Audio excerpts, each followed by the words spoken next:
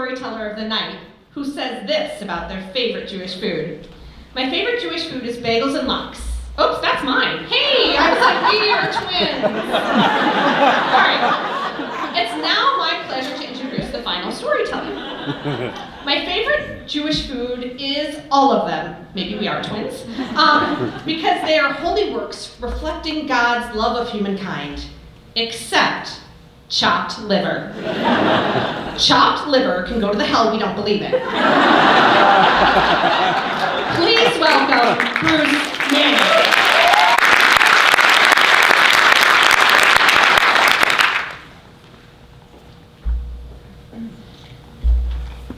I'm fairly confident that the Torah reading at my bar mitzvah came from a previously unknown 35th chapter of Deuteronomy. The chapter had not been seen before. It has not been seen since. Still, it began with the very familiar Vayomer Adonai. And God said, Vayomer Adonai. And Sylvia Manning's son Bruce shall not have the bar mitzvah of her dreams. Amen. They weren't particularly complicated dreams, just that her son should have a smooth transition to Jewish adulthood. And that the other class parents, the ones she had never felt comfortable in front of, particularly Mrs. Hirsch, they should praise her. They should praise her son. They should praise her party planning. They should ask her to raise their children for them. And she would decline. And the dream would be fulfilled. Not complicated. Sinai Temple in West LA was an exclusive Ashkenazi institution. It was the kind of place where on Saturday mornings a legion of hunched men would enter, Samson-like hair in their nostrils and ears. And they would spread out among the congregation, and they would chant along behind the bar mitzvah kid, quietly a half beat back. But if you made a mistake and the trope had you singing high and you sang low, this chorus would rise up and correct you with the proper note, which would ruin your tenuous grasp on the current note, which would provoke another chorus of corrections, which would ruin your grasp on the current note, which would... Lador Vador. It was a tough place to be bar mitzvah. In 1979, following the fall of the Shah of Iran, most Persian Jews moved to Los Angeles. There were some cultural tensions to work out. The chief rabbi of Iran, Rabbi Shofet, descended from a long line of Rabbi Shofets who had been chief rabbis of Iran, was in exile. And while many Persian Jews had gotten involved in Sinai Temple, his more conservative community was subletting space there. My family was doing a photo shoot for my bar mitzvah before Shabbat.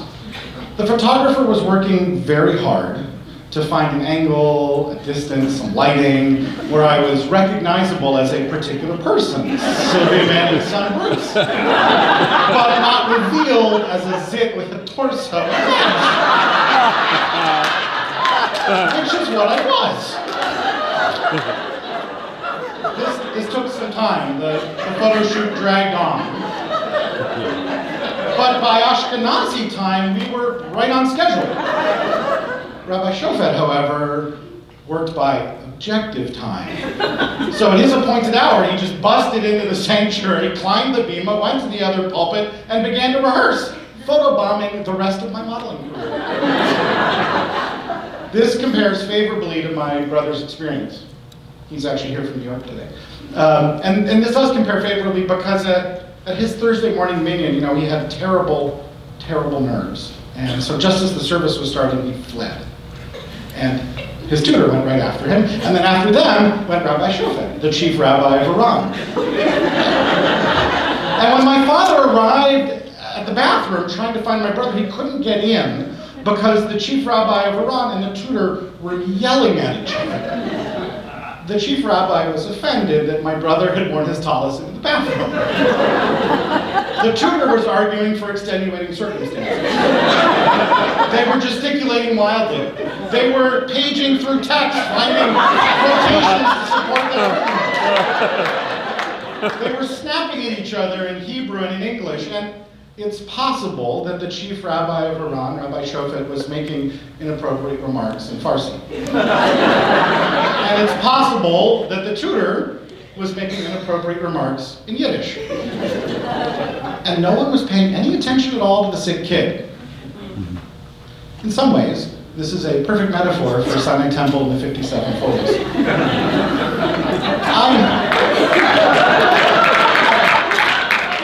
I'm pleased to say that I survived my Thursday morning minion without breaking the second commandment and worshiping a porcelain idol. As the sun rose on the 25th of Elul, 5747, my mother plated the food for the family and friends luncheon we were hosting at home that day after the congregational oneg. My father tied my tie. I warmed up my alleged voice. We now know that the level of support I got from the cantor while on the bima was less than optimal. Shortly after my bar mitzvah, he changed careers. He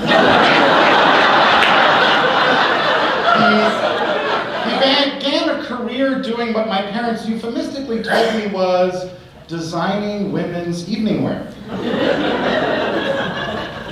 I had thought it was just me. But apparently that morning on the bima, both of us were distracted by the idea of Mrs. Rosenblatt in a teddy.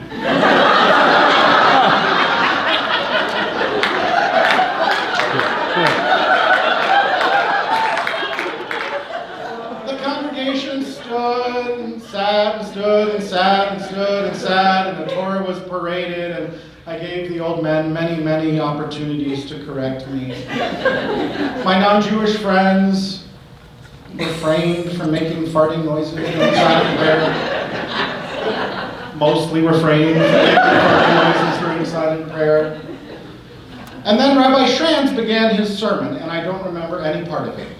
I was on the bima next to the temple president, but I was spent, exhausted from my star turn, and my eyes just wandered the crowd and came to rest on Mrs. Rosenblatt's neckline.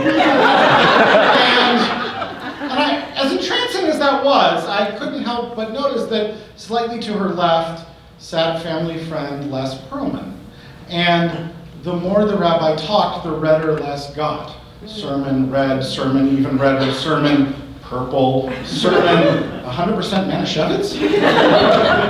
And when the motzi concluded, Les popped up from 10 rows back, a finger in the air, his voice loud and screaming. He charged the bima and he chest bumped the rabbi, and they went at it. And I panicked, and I went down the side steps, and I hid behind a stack of prayer books. And my mother was already hiding there.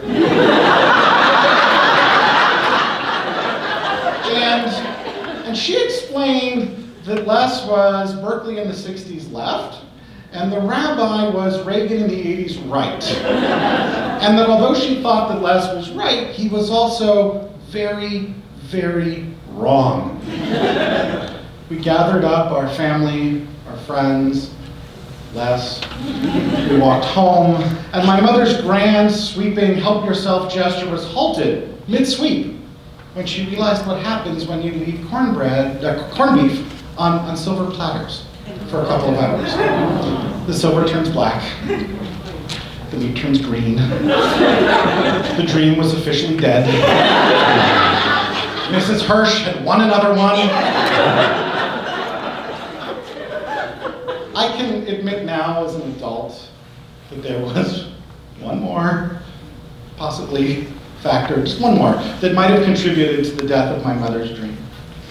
In June of 1987, just 3 months before my big day, the Hebrew school had a closing ceremony. And Sinai Temple gave me an award.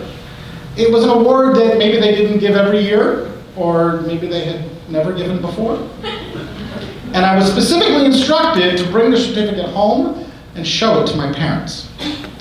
I had won the award for intellectual incisiveness.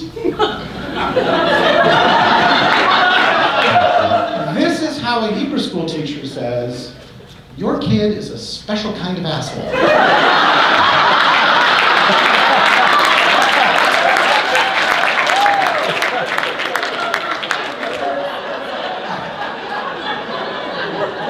I'm really sorry, Mom. Thank you for coming tonight. It has been awesome.